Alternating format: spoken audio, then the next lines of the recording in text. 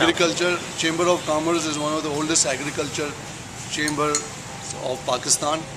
It's pre-partition days, and it has recognized by the government of Pakistan and government of Sindh, and we have representations in different various bodies, and we are called throughout the country to represent the farmers on various farming issues. Mostly it has been an advocacy group, so we want to upgrade it and bring it up to the modern lines, and what we want the chamber to be is a platform for change, and we want to be the platform which connects the farmers, the actual farmers, with the real world, with the end users.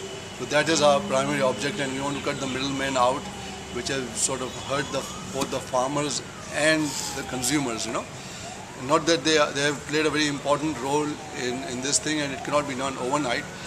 And but then in just about in every area of our farming, farmers feel totally helpless at the mercy of the middleman, because we take all the risk, we take underwrite, we finance all the things, we have the crops.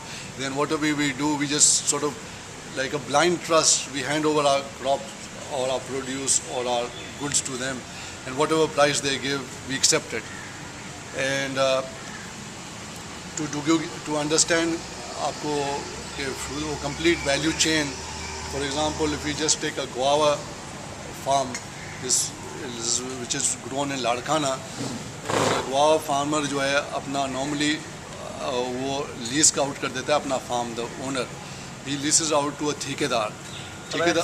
But anything else related to the Chamber of Commerce, for example, do they manage a portal where they publish the rates going on in the country? No, we try to do it in a somehow in a not in a formalized manner, because even the Sindh government has this portal supposed to have this market rates on a daily basis.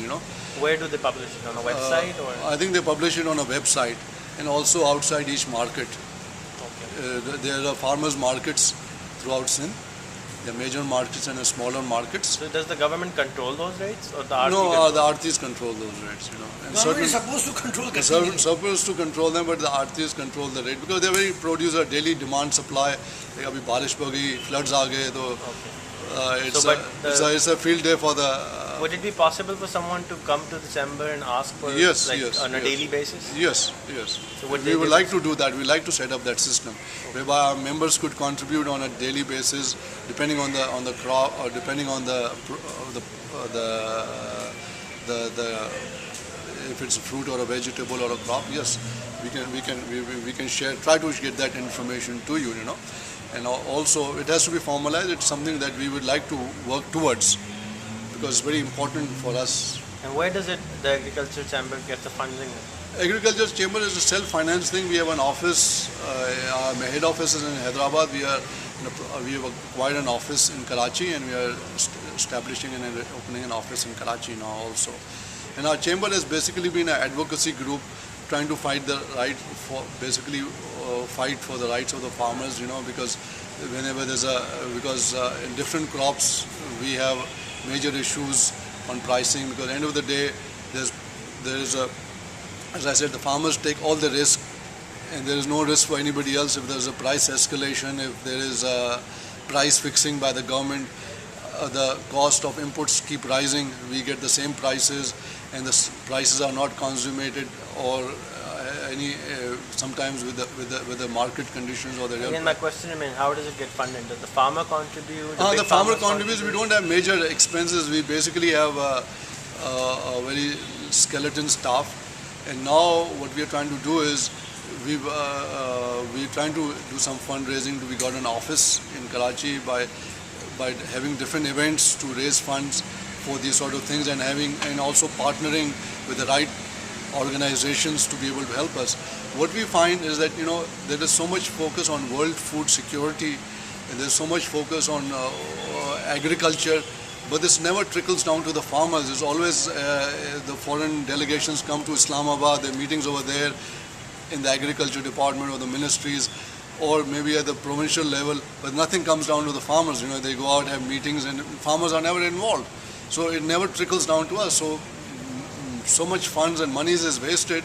Who's the president of the chamber? The current president, basically, each province in Azad Kashmir has a chamber, and then we also have a federation, which is the federation of all these is one, and that is done by rotation on an annual basis by alphabetical order.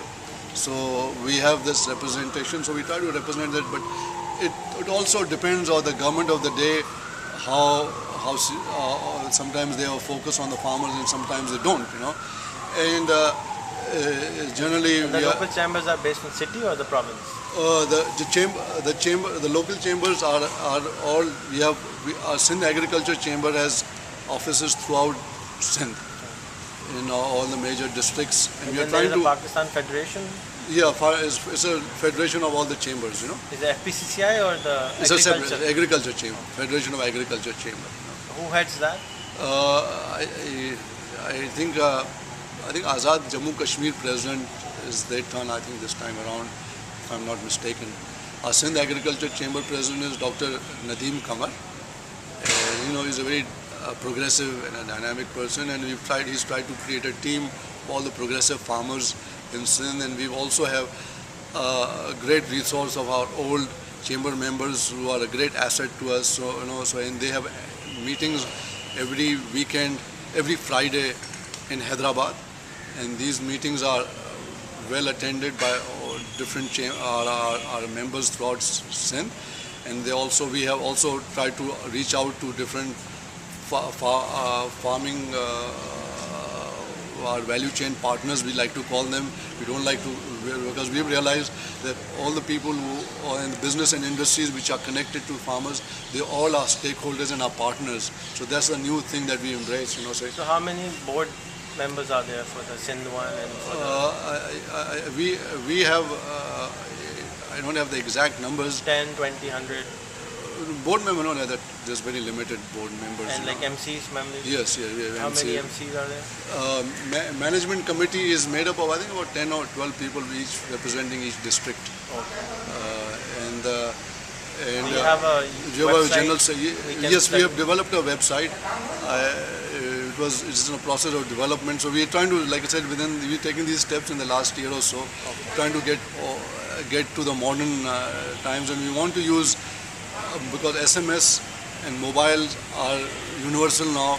Even our farmers are very smart people. They know how to use mobiles, and I think we want to bring in technology to give them access, especially to connect them with the end users, either with the consumers, or cut out many layers of the middleman in the farmer. So just to give you an example, like in a guava farmer, if a guava owner leases out his farm, he leases out to a Thekedar. Thekedar sometimes has his own financing. Generally speaking, he gets financing from the Artis. Artis are basically...